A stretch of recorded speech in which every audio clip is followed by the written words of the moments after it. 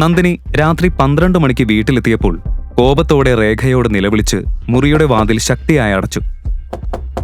അമ്മേ, വാതിൽ തുറക്ക്. ഞാൻ മുഴുവൻ രാത്രി ഒരു പോള കണ്ണടച്ചിട്ടില്ല.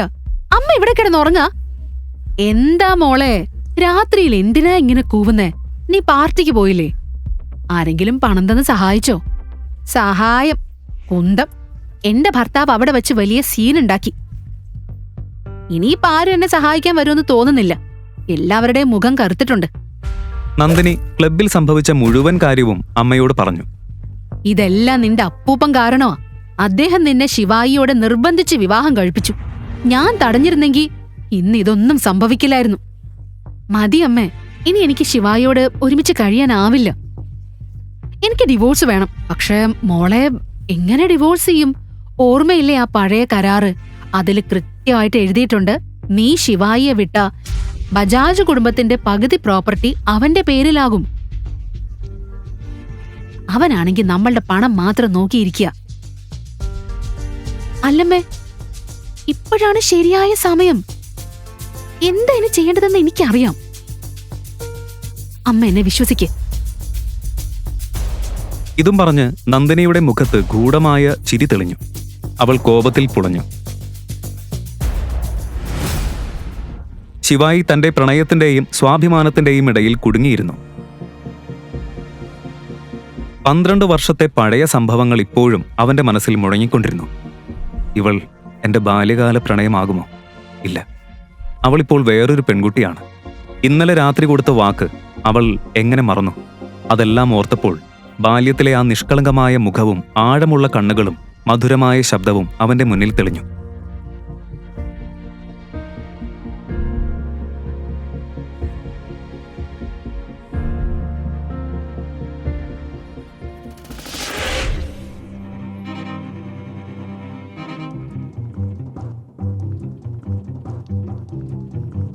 നന്ദിനി എന്റെ ബാല്യകാല പ്രണയമാണ്. അവളെ എങ്ങനെ എനിക്ക് വിട്ടുകൊടുക്കാൻ പറ്റും? ജീവൻ ശ്വാസം മുട്ടിക്കഴിഞ്ഞാലും അവളില്ലാതെ എനിക്ക് കഴിയില്ല.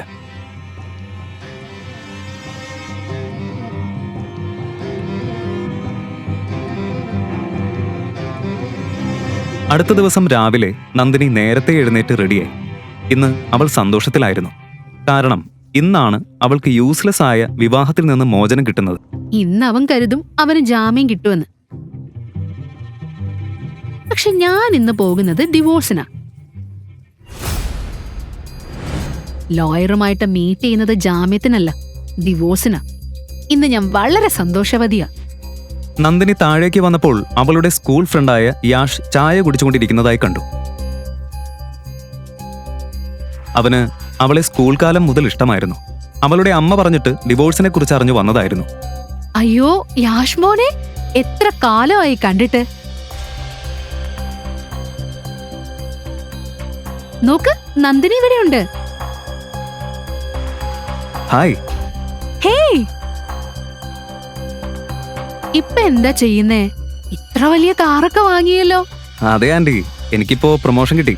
എന്റെ പാക്കേജ് 5 കോടി. അടിപൊളി മോനെ, നീ വളരെ ഉത്തരവാദിത്തമുള്ളവനാ. ഇതാ നമ്മുടെ ശിവായ് വീടിന് തന്നെ അപമാനമാ. സത്യം പറഞ്ഞ ഇന്ന് വരെ നന്ദിനിയും ശിവായിയും ഒരുമിച്ചൊരു കിടക്കയില് പോലും ഉറങ്ങിയിട്ടില്ല. ആണോ? നമുക്ക് പോവാം. പോവാം. അതെ, വൈകിയല്ലേ?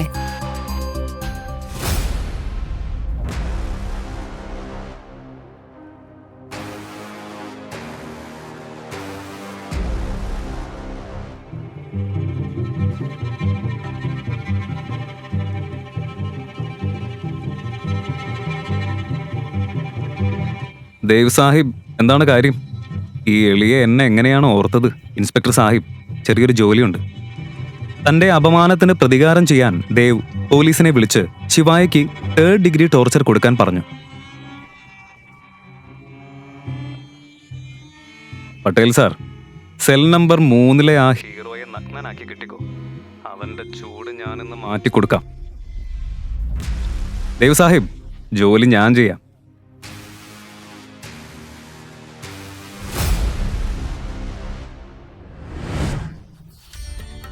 ശിവായിക്ക് ശിവനോട് വലിയ ഭക്തിയുണ്ടായിരുന്നു. ജീവിതത്തിൽ വഴിത്തിരിവ് വന്നാൽ എല്ലായ്പ്പോഴും അവൻ മഹാകാലിനെ വിളിക്കുമായിരുന്നു. ഇന്നും കണ്ണും പൂട്ടി ഓം നമഃശിവായ എന്ന് ജപിച്ച് കോണിലിരിക്കുമ്പോഴാണ് ഒരു കോൺസ്റ്റബിൾ അവന്റെ അടുത്തേക്ക് വന്നത്. മഹാകലിനെ എന്തിന് സംഹാരകൻ എന്ന് വിളിക്കുമെന്നറിയാമോ? അനീതി അതിരുകടക്കുമ്പോൾ അവന്റെ താണ്ഡവം എല്ലാം ഇല്ലാതാക്കി പുതിയത് തുടങ്ങിക്കൊടുക്കും. ഇപ്പോൾ ലോകം മുഴുവൻ ശിവായിയുടെ താണ്ഡവം കാണാനിരിക്കുകയാണ്.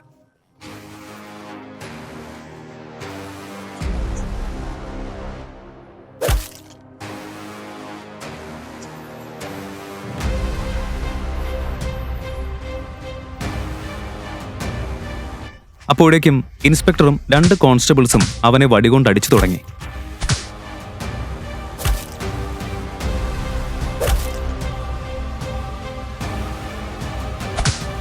പട്ടേൽ, അവനെ കെട്ടിത്തൂക്ക്. കുറച്ച് മിനിറ്റിനുള്ളിൽ ശിവായിയുടെ കൈകാലുകൾ കെട്ടി സെല്ലിൽ തൂക്കി. ശരീരമൊക്കെ രക്തം വാർന്ന് നനഞ്ഞിരുന്നു.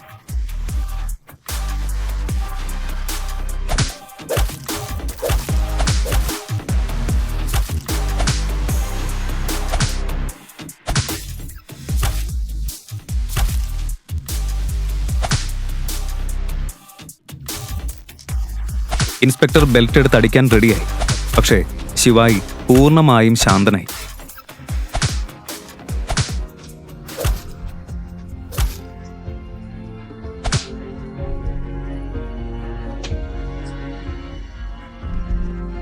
അത് വലിയ പൊട്ടിത്തെറിക്ക് മുൻപുള്ള നിശബ്ദത മാത്രമായിരുന്നു. അപ്പോഴേക്കും പുറത്തേക്കൊരു കാർ വന്നു നിന്നു. അകത്തു നിന്നിറങ്ങിയത് ക്യാപ്റ്റൻ സർത്താജ്.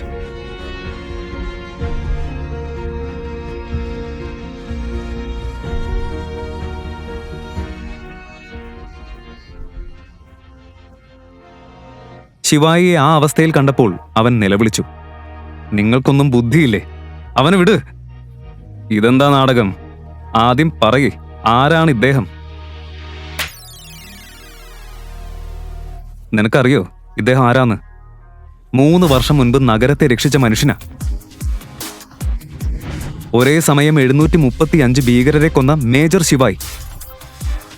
ഇന്ത്യയിലെ വലിയ രഹസ്യ ഏജൻസിയുടെ ചീഫ്. ഇൻസ്പെക്ടറുടെ ഹൃദയം പിടഞ്ഞു. ഇത്ര വലിയ ഓഫീസറെ പീഡിപ്പിച്ചതിന് അവന്റെ ജോലി തന്നെ ഭീഷണിയിലായി. ഉടൻ സെൽ തുറന്ന് ശിവായിയെ ബഹുമാനത്തോടെ കസേരയിലിരുത്തി.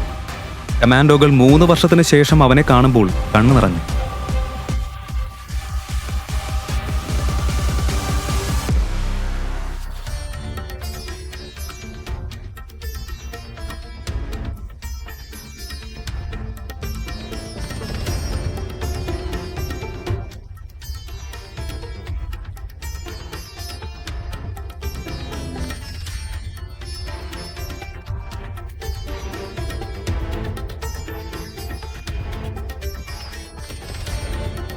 സർ, ഞങ്ങൾ എല്ലായിടത്തും സാറിനെ അന്വേഷിച്ചു. ഇന്നാണ് കണ്ടെത്തിയത്. മാപ്പ് സർ, ഞാൻ താമസിച്ചു. ഇല്ല ക്യാപ്റ്റൻ, നിങ്ങൾ ശരിയായ സമയത്താണ് വന്നത്. ഇപ്പോ നമുക്കിവിടെ നിന്ന് പോകാം. ആദ്യം എന്നെ ബജാജ് മാൻഷനിലേക്ക് കൊണ്ടുപോകാം. അവന്റെ കണ്ണുകളിൽ തീ കൊളുത്തി. ആ തീ കെടുത്താൻ അവന് നന്ദിനിയെ കണ്ടുമുട്ടണം.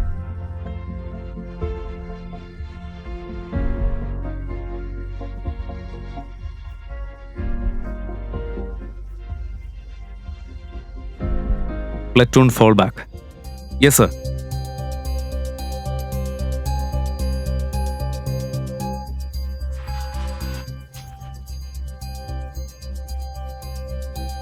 ശിവായി കാറിൽ കയറി. കമാൻഡോസ് എല്ലാവരും വേഗം കാറിൽ കയറി. ക്യാപ്റ്റൻ സർത്താജ് ചേർന്നിരുന്ന് ചോദിച്ചു, മേജർ, നീ എന്തിനാണ് രാത്രി മുഴുവൻ ജയിലിൽ കഴിഞ്ഞത്? ഞങ്ങളെ വിളിക്കായിരുന്നില്ലേ? സർത്താജ്, ഞാൻ അവിടെ ഒരു രാത്രി ചെലവഴിച്ചില്ലെങ്കിൽ എന്നെ ഞാൻ എങ്ങനെ സ്വന്തമായി ബഹുമാനിക്കും? പക്ഷേ ഇപ്പം എല്ലാം ശരിയായി. ഈ രാത്രി ഞാൻ എന്നും ഓർത്തിരിക്കും. നന്ദിനിയിൽ നിന്ന് അവന് വലിയ പ്രതീക്ഷയൊന്നുമില്ലായിരുന്നു. പക്ഷേ അവളുടെ വാക്കുകൾ ഓർമ്മിക്കുമ്പോൾ അവന്റെ ശരീരം നടുങ്ങി.